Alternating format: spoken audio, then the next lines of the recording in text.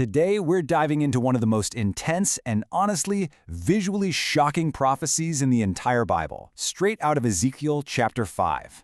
It's an incredible story of judgment, rebellion, and a divine message delivered through a truly bizarre and symbolic act. So let's just start with the central question that hangs over this whole chapter, right? Why on earth would God command his prophet Ezekiel to do something so strange and so humiliating? I mean, it seems totally out of left field, but as we're about to see, every single detail here is just packed with meaning. Here's our game plan for today. We'll kick things off with that shocking command to Ezekiel, then we'll decode what the deal is with the hair. After that, we'll look at why Jerusalem was essentially put on trial, the absolutely unparalleled judgment that came next, and finally, what this was all meant to teach the nations watching. All right, let's get right into it. The command in verse 1.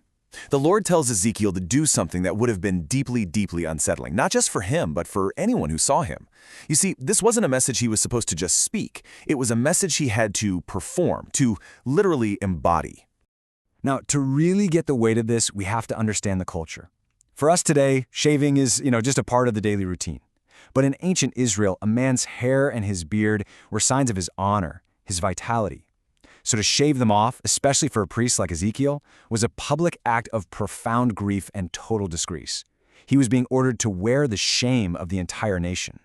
And the instrument he's told to use, that's just a symbolic. Verse 1 specifies a sharp knife, a barber's razor. This razor represents the agent of God's judgment, the sharp invading army of Babylon, which was poised to come and cut down the entire nation of Judah. So, what happens to the hair after it's all shaved off? Well, according to verse 2, it's not just swept away. No, it's carefully weighed and then divided, which sets the stage for this grim, three-part prophecy about the fate of the people of Jerusalem. So Ezekiel's hair becomes a direct stand-in for the people of Jerusalem, and their fate is split into three terrible parts. A third of the hair is burned, symbolizing all the people who will die from starvation and disease during the siege. Another third is struck with a knife, representing those killed in battle by the Babylonians. And that final third is scattered to the wind. What a powerful image for the survivors being dragged away into exile. But then, there's this tiny glimmer of hope.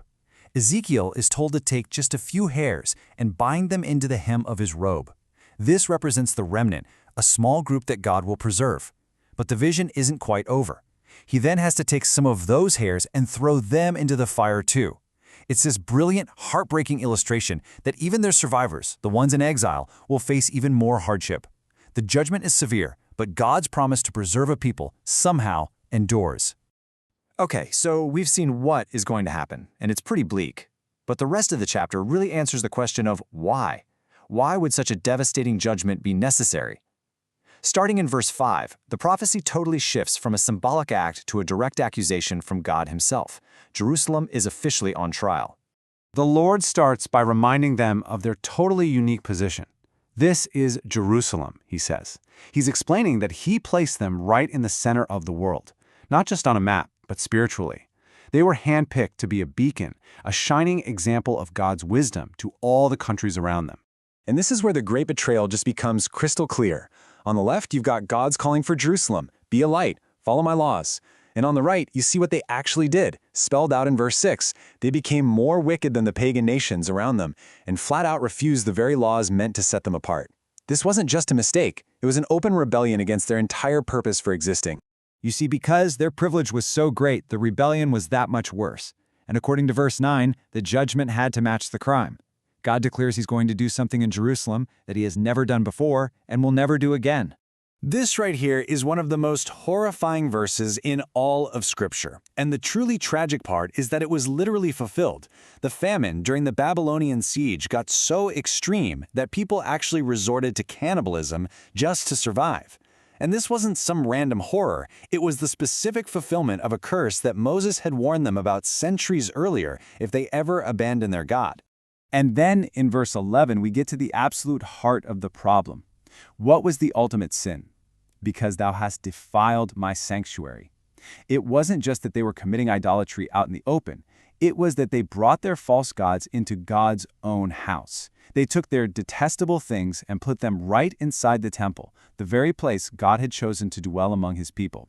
And if you're wondering what that defilement actually looked like, a few chapters later in Ezekiel 8, the prophet gives us a guided tour.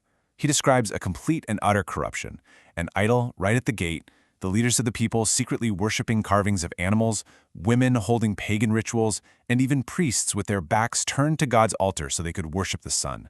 They had totally desecrated their relationship with God right in his own home. But here's the thing. This judgment wasn't just about punishment for Jerusalem. It was meant to be a public spectacle, a powerful lesson for the entire world.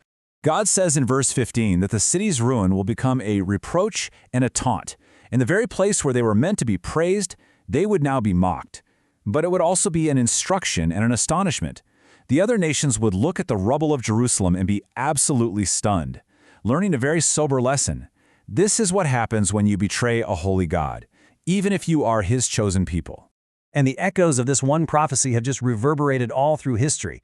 It was fulfilled by Babylon in 586 BC. It was echoed again in the Roman destruction of 70 AD. The centuries-long scattering of the Jewish people, the diaspora, made them a living example of this prophecy. And even today, Jerusalem is still a focal point of global tension, a source of astonishment to the nations, just like Ezekiel said it would be.